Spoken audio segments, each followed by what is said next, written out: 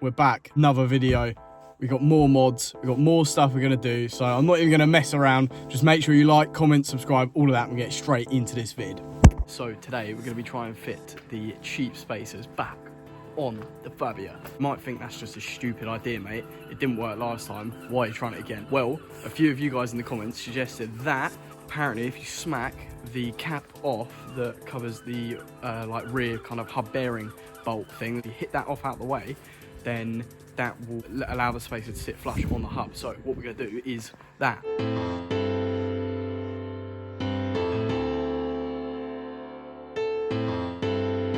Cap in question is this. I look at it, doesn't look very plastic. Got to try to get this off.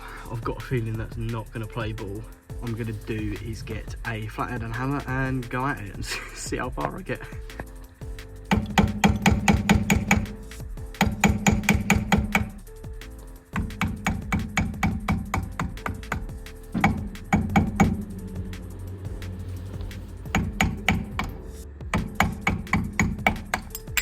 Yeah, sorry, I was right. So yeah, this is basically the nut that will hold the whole hub assembly onto the rear axle. Cap is doing a good job because that is like brand new in there. So what I'm gonna do, I'm gonna now put that spacer on. One cheapest spacer on the internet. I'm gonna be well happy if this works, so.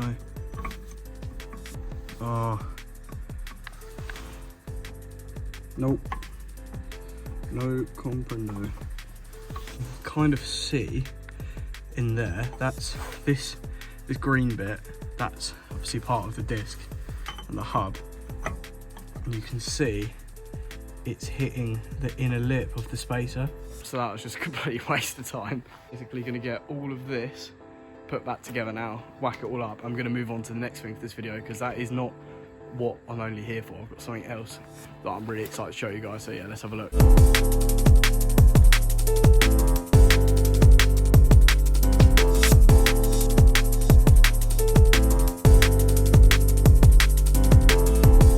If you don't have a torque wrench as well for your wheels, by the way, a really good way that I've found of kind of gauging an interest of like when it's torqued to about 130 newton meters is you get both hands on it and you just pull it like really hard, and as soon as your wrist starts hurting a bit, just call it there, mate. It's about 130 newton meters. Right, now, so moving on to the main event of today's video. That was, I'm so sorry, I don't know what's gotten into me. It is basically, I've been sent something. And what I've been sent is pretty cool actually, and I'm really happy with it. Bang! Atoto have really kindly sent me their new flagship head unit, the X10.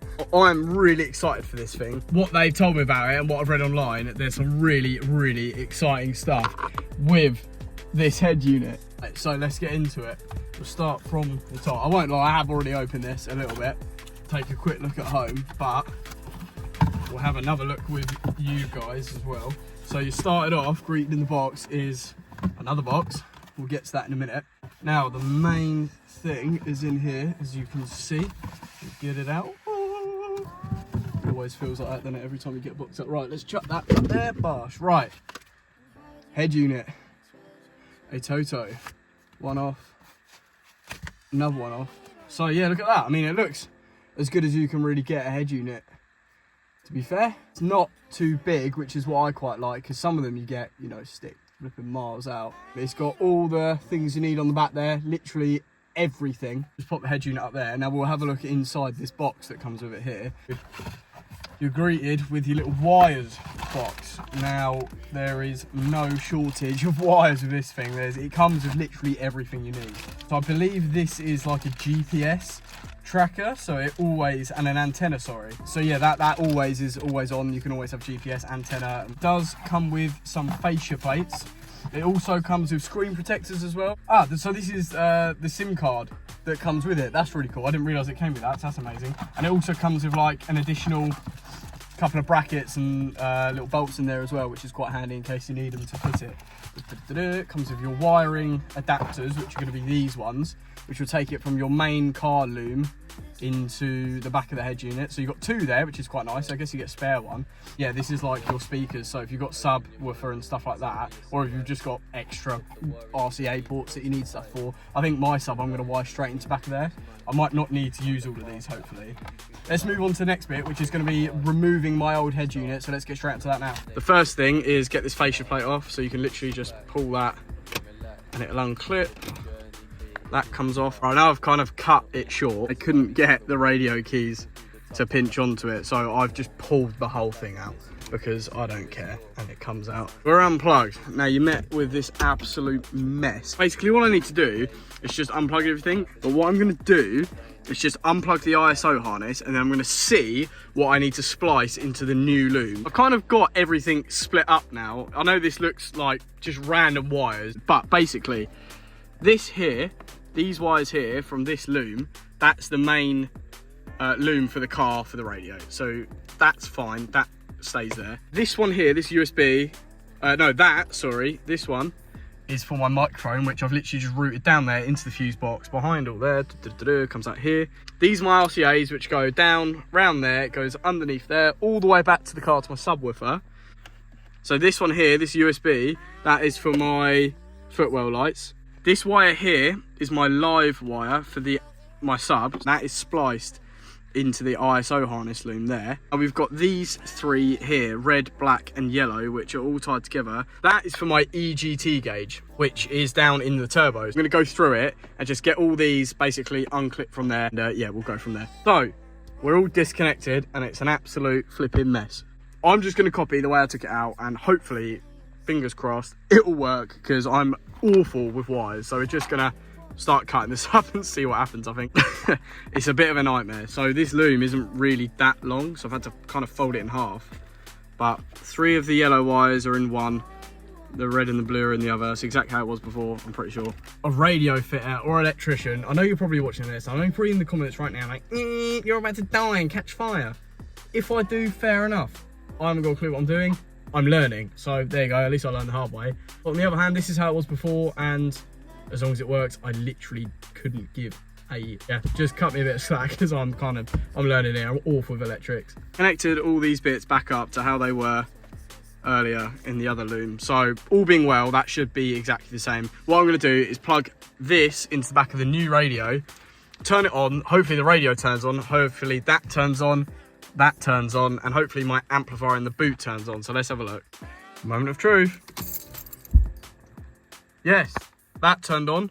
I heard the sub turn on, and hopefully, way, yes, I'm actually well happy with that. Oh yeah, sick. I'm genuinely so happy that that's worked, because I'm awful with wires. What I'm going to do now is get all the RCAs plugged in. Just bear with me 5 minutes. I'm going to get all plugged in. And when I'm at the point of putting it back in, I'll get back with you. But yeah, so yeah, sick, I'm well happy. If nothing gets caught and it'll go smoothly, this should just push in and click. Oi, like that. She's in. Right, now I'm just gonna put the fascia plate round and the little bit at the top, and that is basically an install. Happy days. That was so much better than I thought. And it actually fits really well. I'm really happy with that. It's been about 1 week since the last video that you saw. Basically gave myself enough time to like fully test all the features out on the head unit, and I think I have pretty much done that. This thing has genuinely blown me away, and I'm pretty excited to show you guys like some of the cool features that the Atoto X10 has to provide. First turning it on, we're greeted with this page. See in the background, it's got a moving lock screen. Now that, I think, is well cool for a start. Moving on, if we go to the main homepage of all the apps, you can see it comes installed with loads of stuff already. The refresh rate on the screen on this is like amazing. Overall, it feels great to work with. Now, the first thing that caught my eye when I loaded this up is Google. I have never seen a car head unit have Google and the internet, like just access to that stuff on here. The Atoto does. Now I can click onto Google Chrome.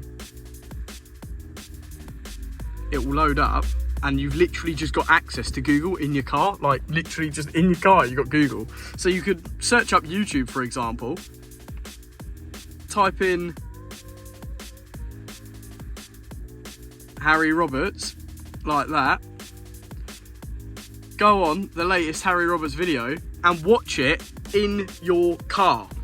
Now that, to me, is a pretty common turbo and it's crazy.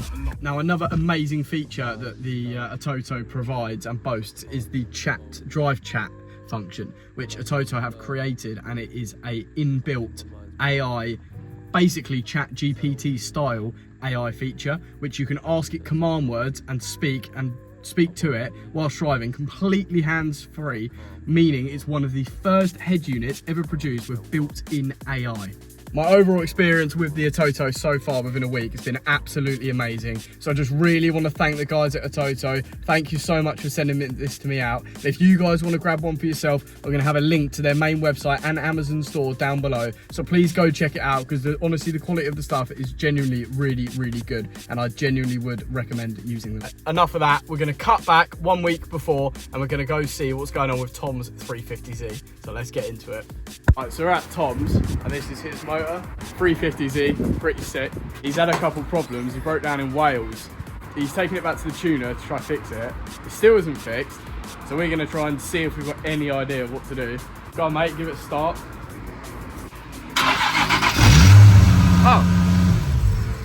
Oh, that ain't good. Well, you reckon, or Tom reckons, it might be something to do with the throttle body's getting stuck. Allegedly, that's a common issue on these. So I'm going to set the tripod up, get a time lapse going, and we'll see in a bit when we got it off.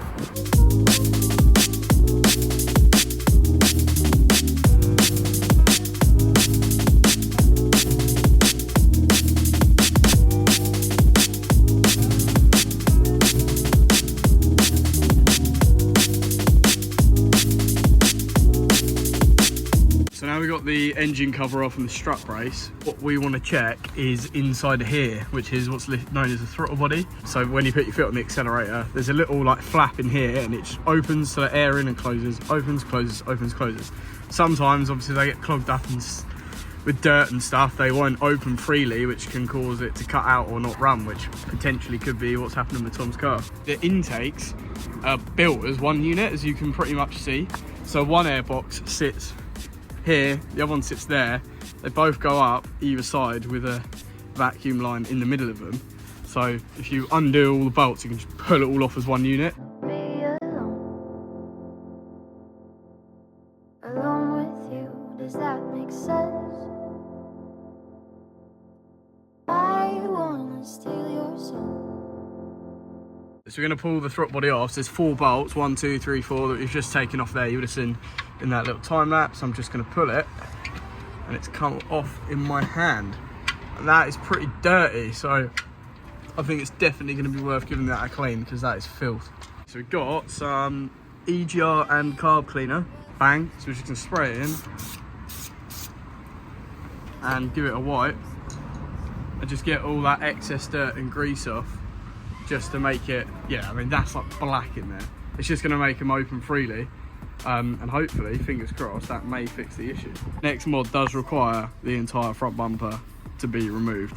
I wanna steal your soul and hide you in my treasure chest. I don't know what to do with your kiss on my neck.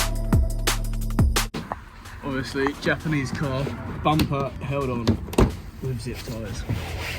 Nice, mate. And she's off. I guess all we got to attach are the headlight washers. I'm gonna unattach the headlight washers now. Poor bumper just on the floor.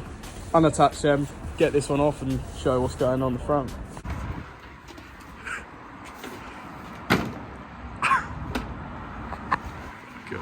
So what is the new mod for the front end, you say? Bang! Nismo bumper that Tom's just had freshly painted. The KBD bumper, so it's made out of like that drift rubber flexi stuff. It's pretty sick though. It has like a lip built in the bottom, but yeah, it's literally just come back from the body shop. So that is the mod for Tom's 350. Think in your brain, sometimes the beautiful in life will always come from pain. Yo! Yeah, well, you can all agree that looks bad, man. With that lip as well, that is literally three fingers off the floor. Like you can barely fit your foot under it. Like that is so low. Definitely gonna rip that off. Looks so sick though. Let me know in the comments what you reckon about the Nismo front end and if you think it's better than the standard one. Take the bumper back off really quick because we're gonna fit this mesh, which is going to sit behind there, and then as well as that we're going to get some magnets behind the front bumper, and we'll show you how you can do that at home yourself, because fitting magnets behind the front bumper is nowhere near as hard as everyone makes out to be. We're actually going to put the throttle bodies back on first before we mess around with the bumper, because they're now dry and they're looking, so yeah, throttle bodies are looking clean, and we're just going to get them bolted on because they're all dried up, and then we'll work on the mesh in the bumper. Well, this feels right, so stay inside. I wanna be alone. Alone with you, does that make sense? I want Throttle bodies back on. We're just going to get the Manzuri glue going, so then we can get the mesh on the bumper. So the Manzuri glue is not gluing right now. It's gone hard, so we tried to free it up. We whacked a screwdriver in there to, you know, soften it out, but nah, she's gone. So we're just gonna whack this number plate on, and we'll show you, yeah, like I said, a DIY way of how to fit a magnetic number plate. So yeah, let's crack on with that. What you gotta do is go on the internet or Amazon, and you literally just search magnets or number plate magnets, and you can get loads of these. You're gonna put 1, 2, 3 on this plate. You're gonna glue it, and then you're gonna put duct tape over it. So that's the first step, is you got to glue or tape magnets to the plate.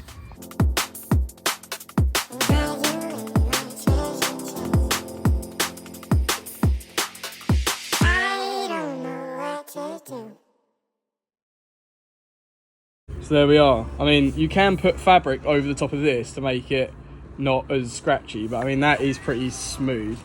So what I'm gonna do is I'm going to hold it where I reckon it's in the middle, and then Tom's going to go around the back with magnets, stick them on, glue them down on the back of it, and then yeah, it'll be good.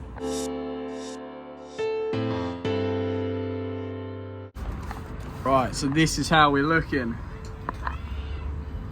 It's all just duct taped on, so it's not going to go anywhere. It's pretty solid.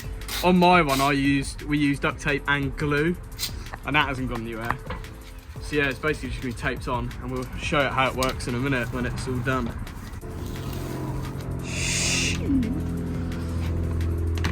Bang! Go on, pull it back off. Shit.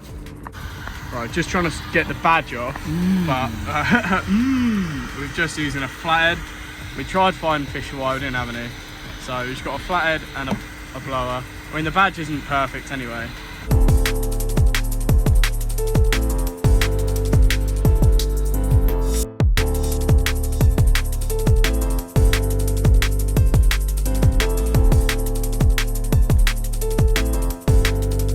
Badge is back on, looking mint. Now we're just going to whack the intakes all back together, put it all on, see if it starts. Maybe the power of the Nismo bumper is going to get Tom's 350 to start. Let's find out. Oh, try it again.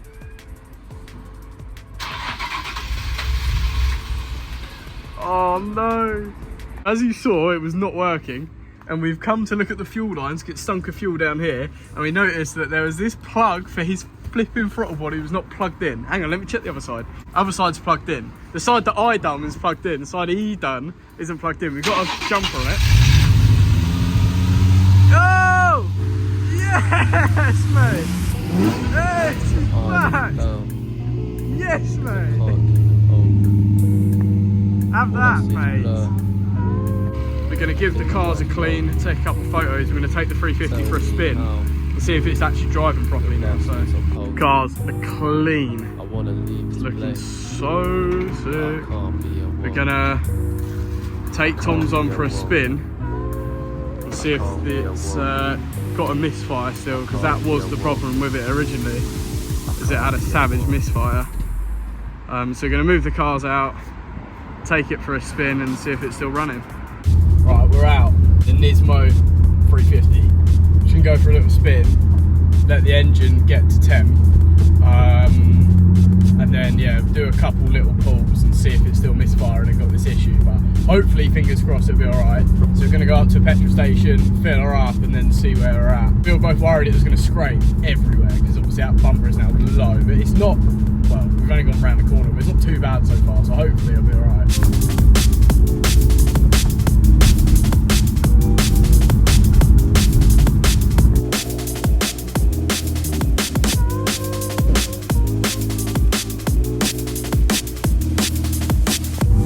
Right, we're going to the local testing road. This is where all vehicles in our area are kind of tested after they've been fixed, let's just say that. So, first pull. Tell me how. The 350, does it, Paul? Boy, she's running! She's fucking working, mate! Mate, she's working!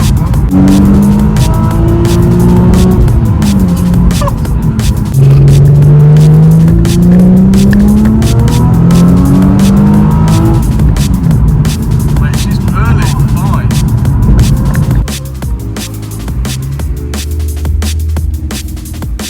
Is it gonna scrape? Oh, mate! 350's back, mate. She's working. Anyways, that is going to be that to this video today. I hope you guys have enjoyed it. I just want to say a massive thank you to the 500 subscribers. We done it. We got there before the end of the month. So I really, really appreciate everyone subscribing. Please comment and like and let me know what you think about this video. And thank you so much once again for Atoto for sending me the head unit and for the review. If you guys want to get one, please check the links out in the description, and I'll see you in the next video. Bye. Peace out.